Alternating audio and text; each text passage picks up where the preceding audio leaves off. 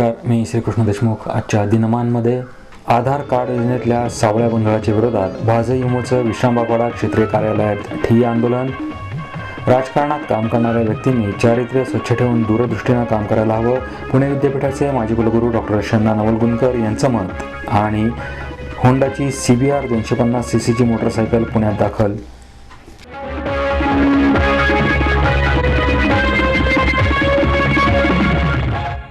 राजकारणात जबाबदार पदावरती काम करणाऱ्या व्यक्तींनी आपलं चारित्र्य स्वच्छ ठेवून काम करायला हवं, तरच ती व्यक्ती राजकारणात यशस्वी होते, असं मत पुणे विद्यापीठाचे माजी कुलगुरू डॉक्टर शंना नवलगुणकर यांनी व्यक्त केलं आहे. भाजपच्या राष्ट्रीय चिटणीसपदी श्यामसुंदर जानू यांची निवड झाल्याबद्दल त्यांच्या मित्रपरिवारातर्फे डॉक्टर नवलगुणकर यांच्या हस्ते जानू यांचा सत्कार करण्यात आला.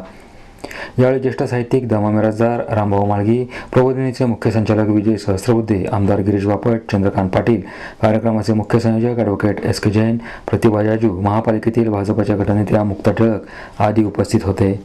राजकारणी व्यक्तीच्या चुकीच्या वागण्यामुळे ते लोकांच्या टीकेचं साधन झाले, त्यामुळं या व्यक्तींनी जबाबदारीनं वागण्याची गरज आहे, असं नवलगुणकर यांनी सांगितलं आहे.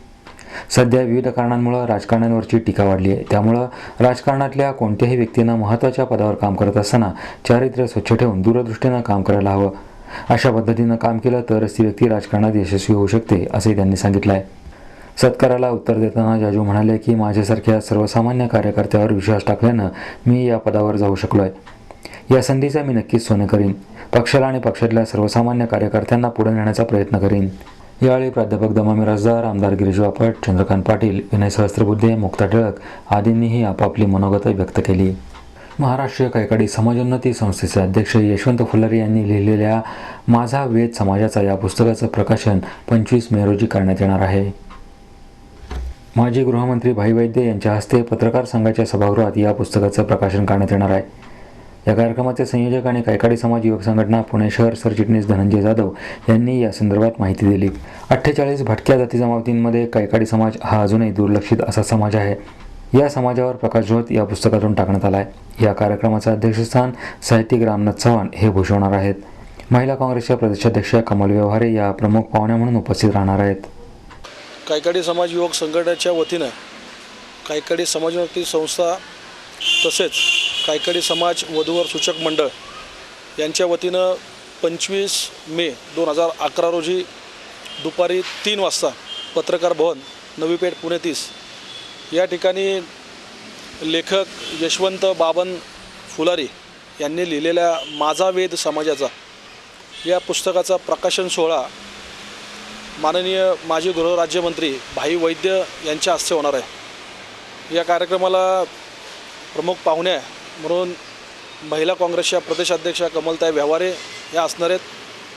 तसेच कार्यक्रमाचं अध्यक्षस्थान साहित्यिक रामनाथ चव्हाण हे स्वीकारणार आहेत. या कार्यक्रमाला महाराष्ट्रातून अनेक भटकेमुक्त चळवळीतील कार्यकर्ते व समाज बांधव उपस्थित राहणार आहेत. भटकेमुक्त चळवळीमध्ये काम करणारे यशवंत फुलारी हे त्या पुस्तकाचे लेखक आहेत आणि त्यांनी हे पुस्तक लिहिलेले आहे. पुस्तकामध्ये कैकाडी समाजातील ज्या चालीरीती आहेत त्या समाजाचे विविध पैलू आणि त्यांनी भटक्या विमुक्त चळवळीत काम करत असताना आलेले अनुभव हे संपूर्ण त्या पुस्तकामध्ये त्यांनी लेखन केलेले आहे. लक्ष्मण मानेने ज्या पद्धतीने उपरा कादंबरी लिहिली त्याच धर्तीवर हे माझा वेद समाजाचा हे पुस्तक या ठिकाणी प्रकाशन होणार आहे. विश्रामबागवाडा क्षेत्रीय कार्यालयात सुरू असलेल्या आधार कार्ड योजनेच्या ढिसाळ कारभाराच्या विरोधात भारतीय जनता युवा मोर्चाच्या वतीनं ठिय्या आंदोलन करण्यात आलं आहे. आधार कार्ड योजनेला विश्रामबागवाड्यात सर्वात प्रथम सुरुवात झाली, पण इथं असलेल्या मशीनच्या कमी संख्येमुळं आणि कमी मनुष्यबळामुळं कामाचा बोरा वाजला आहे. इथं एजंटांचा सुळसुळाटही झाला आहे. याच्या विरोधात भाजयुमोनं हे आंदोलन केलं. यावेळी त्यांनी क्षेत्रीय अधिकारी सुनील केसरी यांना घेराव घातला.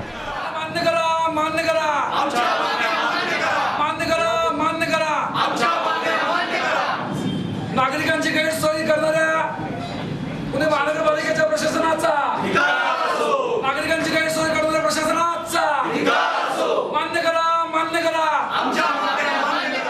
भाजयुमोचे पुणे शहर उपाध्यक्ष प्रमोद कोंडरे यांच्या नेतृत्वाखाली हे आंदोलन करण्यात आलं आहे.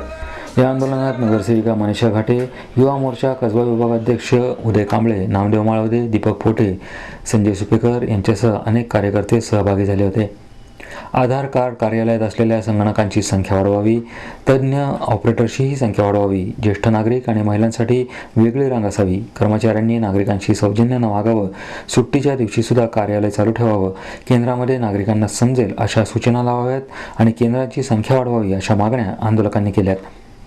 या कार्डचं काम स्मार्ट या संस्थेला देण्यात आलं आहे. त्यांच्याकडं अल्प मनुष्यबळ आहे. याशिवाय मशीनची संख्याही कमी आहे अशी माहिती क्षेत्रीय अधिकारी सुनील केसरी यांनी दिली आहे. पुण्याला 4 एजन्सीज दिलेल्या आहेत. त्या 4 एजन्सीज पुण्याच्या 14 वॉर्ड ऑफिसमध्ये वाटून दिलेल्या आहेत. विश्रामबाग वाडा माझ्या वॉर्ड ऑफिससाठी स्मार्ट चिप नावाची एजन्सीला हे काम दिलेलं आहे. 21 फेब्रुवारी रोजी आमदार गिरीश बापटांच्या हस्ते युनिक आयडेंटिटी कार्डाचा प्रारंभ माझ्या वॉर्ड ऑफिसमध्ये झाशीच्या राणी शाळेत झाला. त्यावेळी स्मार्ट चिप्स कंपनीने आम्हाला असं आश्वासन दिलं होतं की महिना अखेरी अजून 3 ठिकाणी आम्ही अशाच प्रकारचे युनिट्स ओपन करून वेगवेगळ्या ठिकाणी आपण हे चालू करूया. कंपनीकडे फॉलोअप केला असता कंपनीचं असं म्हणणं आहे की त्यांना युनिक आयडेंटिटी कार्डचा पासवर्ड असलेले ऑपरेटर्स मिळत नाही. ऑपरेटर मिळण्यासाठी ते मुंबई मंत्रालयाच्या फेऱ्या मारत आहेत किंवा बँगलोरला त्यांचे अधिकारी जाऊन बसलेत. आमच्याकडे मशिनरी आहे पण ऑपरेटर नाही, त्यामुळे आम्ही नवीन केंद्र उघडू शकत नाही अशी त्यांची धारणा आहे. ह्या कार्डाचा प्रोपागंडा करण्यासाठी इथल्या 13 नगरसेवकांनी प्रयत्न केलेले आहेत. त्यांनी 13ही जणांनी वेगवेगळ्या त्यांच्या नागरिकांना त्यांची माहितीपत्रकं वाटलेली आहे आणि माहितीपत्रकाबरोबरच त्यांनी फॉर्मचं वाटपसुद्धा केलेलं आहे. मनपा इलेक्शन जवळ आल्यामुळे आम कार्यकर्तासुद्धा नागरिकांपर्यंत पोहोचण्याचा प्रयत्न करतो आहे.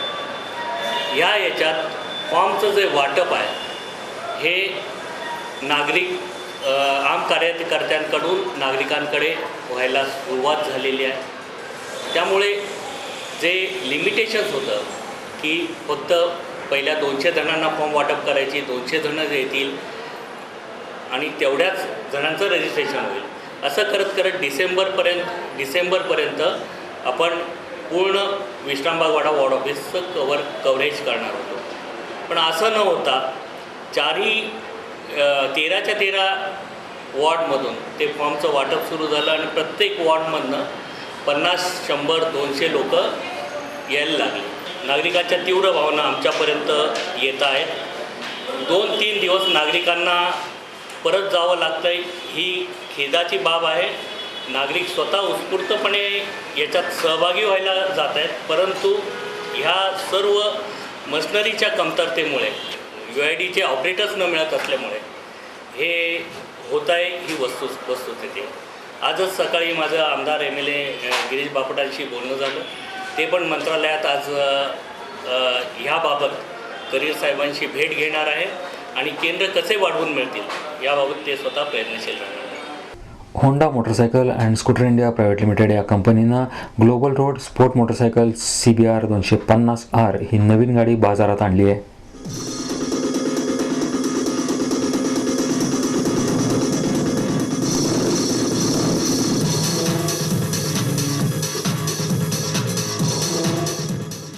पुण्यातल्या पत्रकार परिषदेत HMSI विभागाचे झोनल हेड विजय भट आणि विक्री विभागाचे उपव्यवस्थापक अमित कनोजिया यांनी या संदर्भात माहिती दिली. होंडाच्या वतीनं उत्पादित केल्या जाणाऱ्या अन्य कोणत्याही वाहनाच्या तुलनेत सर्वाधिक इंजिन वैशिष्ट्य CBR 250R या गाडीत देण्यात आली आहेत. या गाडीचं उत्पादन खास भारतामध्ये केलं जाणार असल्यानं भारताचं स्थान जागतिक क्षितिजावरती अधोरेखित होणार आहे. तसेच भारत आणि थायलंडमधून त्याची निर्यातही केली जाणार आहे. यावेळी बोलताना भट म्हणाले की 250cc या मॉडेलला पूर्वी कधीही नव्हती एवढी मागणी आली आहे. ग्राहकांच्या गरजा लक्षात घेऊन त्यानुसार हे मॉडेल करण्यात आलं आहे. यामध्ये रायडर्सना सर्व प्रकारचा आनंद मिळणार आहे. अगदी प्राथमिक स्तरावरच्या रायडर्ससह पूर्णतः प्रशिक्षित रायडर्सनाही त्याचा आनंद मिळू शकेल. नव्यानं विकसित करण्यात आलेली liquid cooled 250cc 4 stroke 4 valve single cylinder DOHC engine यामुळं CBR 250R ही गाडी 25 अश्वशक्तीची उत्तम कामगिरी करते. Candy, ruby red, accurate silver metallic आणि स्वोर्ड सिल्वर मेटॅलिक तसंच accurate silver metallic, asteroid black metallic, accurate silver metallic अशा वेगवेगळ्या रंगांमध्ये ही गाडी उपलब्ध असणार आहे. ग्राहकांच्या अपेक्षा लक्षात घेऊन CBR 250R हे मॉडेल स्टँडर्ड व्हेरियंट आणि CBS व्हेरियंट या दोन प्रकारांमध्ये उपलब्ध करण्यात आला आहे. 1,59,393 रुपये आणि 1,86,920 रुपये अशी ही दोन्ही मॉडेल्स उपलब्ध असणार आहेत. या बाईकबाबत अधिक माहिती देताना होंडाचे वितरक पाषाणकर यांनी सांगितलं. CBR 250R ही गाडी लॉन्च केलेली आहे इथं व ही गाडीचे वैशिष्ट्य म्हणजे ही भारतातली पहिली मोटरसायकल आहे ज्यात ABS आणि अँटी ब्रेकिंग लॉकिंग सिस्टम ज्याला म्हणतो आपण ही बरोबर लॉन्च केलेली आहे. आणि ही मोठ्या कारमध्ये ही युजली ही सोयी असतात, पण ह्या भारतातल्या जे ट्रॅफिकप्रमाणे ह्याला सेफ्टीचं जर आपण विचार केलं तर ही फार अत्यंत आवश्यक अशी जी गोष्ट आहे ह्याच्यामुळे गाडी लवकर स्किट होणार नाही व भारतातल्या बाकी ठिकाणी जसं आपल्या दुसऱ्या गाड्यांमध्ये गाड्या ज्या वेगाने पळतात पण त्या वेगाने कंट्रोल होत नाही, तर ह्याच्यामुळे ते कंट्रोल लवकर होण्यात येईल. प्लस ही स्पोर्ट दिसणारी बाईक असून पण ह्याला स्पोर्टी लुक्स बरोबर पण सामान्य कोणताही मनुष्य ह्याला फार अत्यंत सोपेपणाने ही गाडी चालवू शकतो. व ह्या बाईक्सचे जे फीचर्स बाकीचे आहेत तसं लॉकिंग सिस्टम म्हणा तर सेन्सर्स म्हणा ह्याच्यातले स्पीड कंट्रोल सेन्सर्स आहेत आणि ह्या पद्धतीने ही बाईक आज इथं लॉन्च झालेली आहे.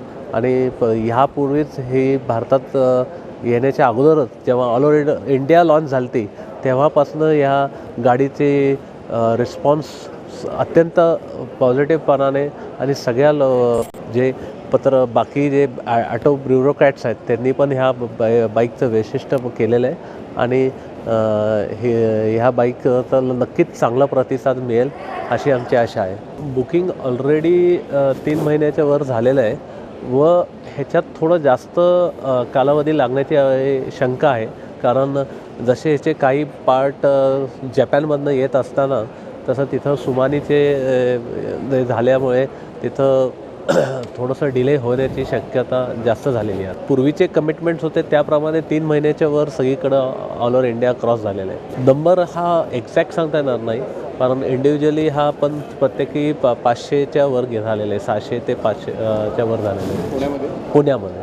आत्तापर्यंत कितीतरी नाटकांमधून चित्रपटातून अभिनय केला, मात्र घुंगरांच्या माध्यमातून जो अभिनय साधला गेला, जी एकाग्रता साधली गेली ती वेगळ्या अभिनयात मिळाली नाही असं मत ज्येष्ठ अभिनेत्री आशा काळे यांनी व्यक्त केलं आहे.